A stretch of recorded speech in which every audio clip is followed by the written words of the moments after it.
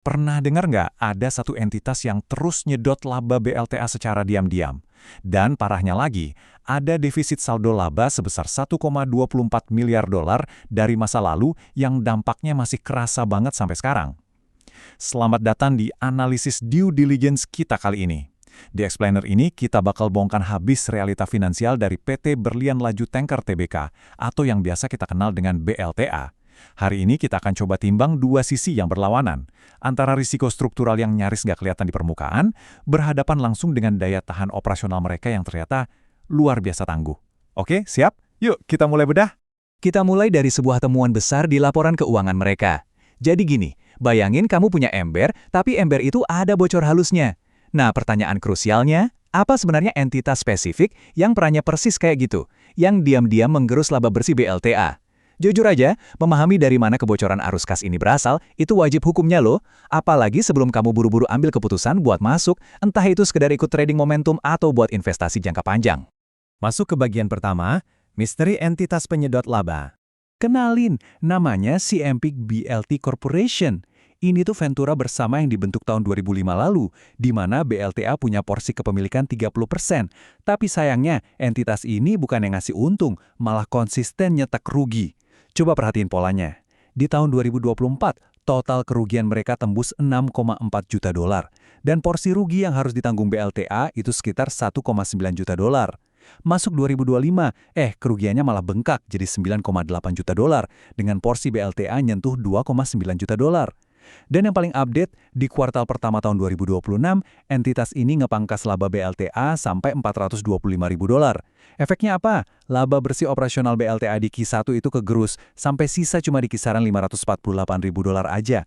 Lumayan berdarah kan? Tapi yang benar-benar bikin geleng-geleng kepala adalah tren dividennya. Dari yang tadinya lumayan sehat, ngasih 4,4 juta dolar di tahun 2024, angkanya merosot tajam jadi cuma 662 ribu dolar di tahun 2025. Terus, gimana ceritanya di kuartal pertama 2026? Nihil, bener-bener nol besar, sama sekali nggak ada kontribusi kas masuk dari entitas ini. Lanjut ke bagian 2, warisan utang dan dilusi. Nah, kamu mungkin mikir, terus kenapa kalau dividennya nol? Oh, dampaknya ke perusahaan besar banget. Situasi nihil dividen ini nabrak langsung masalah utama BLTA, yaitu beban warisan utang masa lalunya, termasuk defisit saldo laba raksasa 1,24 miliar dolar yang udah kita singgung di awal. Perusahaan saat ini masih keikat sama skema PKPU. Solusi yang mereka jalankan adalah debt to equity swap, atau konversi utang jadi saham dalam skala yang super masif. Bayangin aja, BLTA harus nerbitin lebih dari 11,67 miliar saham baru buat dibagikan ke para kreditor. Buat pemegang saham lama, ini udah pasti artinya dilusi parah. Hampir 45% dari modal saham perusahaan yang diperbesar bakal pindah ke tangan kreditor. Dan tunggu dulu, badainya belum selesai. Di luar proses konversi miliaran saham tadi, masih ada sisa kewajiban lain. Para pemegang obligasi high yield ternyata masih megang jaminan atas Ventura CPEC ini untuk ngebayar bunga yang tertunggak. Nilainya mencapai 8,6 juta dolar Amerika. Ini adalah utang struktural yang mutlak butuh penyelesaian. Jadi, benang merah dari semua teka-teki ini ada di mekanismenya. Skema restrukturisasi mewajibkan 50% dari seluruh dividen yang diterima dari CPEC disetor langsung buat nyicil bunga high yield tadi. Artinya, pelunasan utang ini sangat amat bergantung sama mesin uang CPEC. Terus pertanyaannya sekarang, gimana mau bayar utang kalau mesin dividennya macet dan 0 rupiah kayak yang kita bahas tadi, ya kan? Ini benar-benar situasi yang lumayan tricky. Oke, kita masuk ke bagian ketiga, titik terang operasional BLTA. Karena di balik awan gelap, pasti ada cerahnya. Walaupun si Apik tadi jadi semacam benalu, kita harus objektif. BLTA nggak cuma bergantung pada satu entitas aja. Mereka punya Ventura bersama lain yang performanya justru luar biasa, yaitu PT Aswatama Samudra Nusantara, di mana BLTA pegang 40% saham. Beda jauh sama si Apik, entitas yang satu ini terbukti sangat menguntungkan. Di tahun 2025 aja, mereka berhasil nyumbang laba bersih sampai 920 ribu dolar lebih. Dan yang lebih penting lagi, Aswatama ini fungsinya vital banget, karena merekalah yang nyediain 4 kapal utama penggerak roda operasional BLTA. Jadi yes, masih ada mesin lain yang bekerja sangat efektif. Kalau kita perhatiin bisnis intinya, yakni operasi angkutan muatan curah cair dan gas, bisnis mereka ini sebenarnya lagi lari kencang. Pendapatan total mereka lompat impresif sebesar 20,8%, dari sekitar 40,6 juta dolar di tahun 2024, naik tembus ke 49,1 juta dolar di tahun 2025.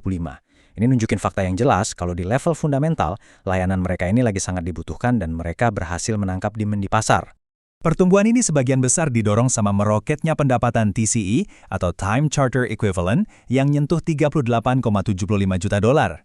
Buat yang belum tahu, di industri perkapalan, TCE ini ibarat rapor utama.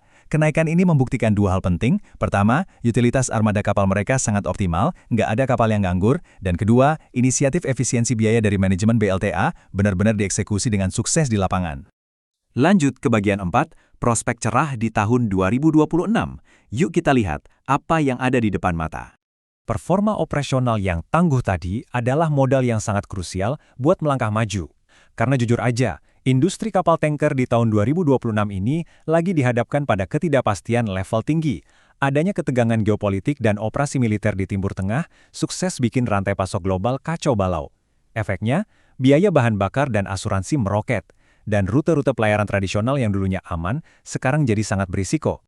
Tapi, disinilah letak cerdasnya manajemen BLTA. Alih-alih memaksakan diri ngelewatin area konflik, mereka bermanuver. Ekspektasinya, kapal-kapal bakal ngehindarin Timur Tengah dan beralih ke Asia Tenggara serta Asia Timur. Dan BLTA punya posisi yang sangat solid buat nangkap volume kargo yang lagi naik daun di rute perdagangan baru ini, khususnya di area ASEAN dan antara ASEAN dengan Tiongkok. Ini adalah langkah adaptif yang sangat tajam dan pastinya ngebawa prospek yang sangat cerah. Nah, sekarang kita sampai di kesimpulan akhir dari analisis ini. Coba kita timbang bareng-bareng.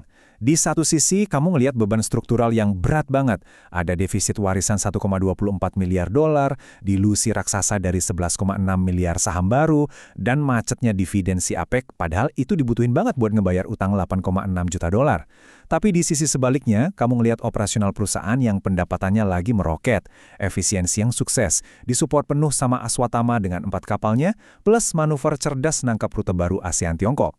Pertanyaannya balik lagi ke kamu, melihat semua fakta objektif ini, apakah saham ini ladang cuan yang menarik buat seorang trader momentum, atau justru menyimpan resiko struktural yang terlalu mengancam buat para investor jangka panjang? Keputusan, seperti biasa, ada di tangan kamu.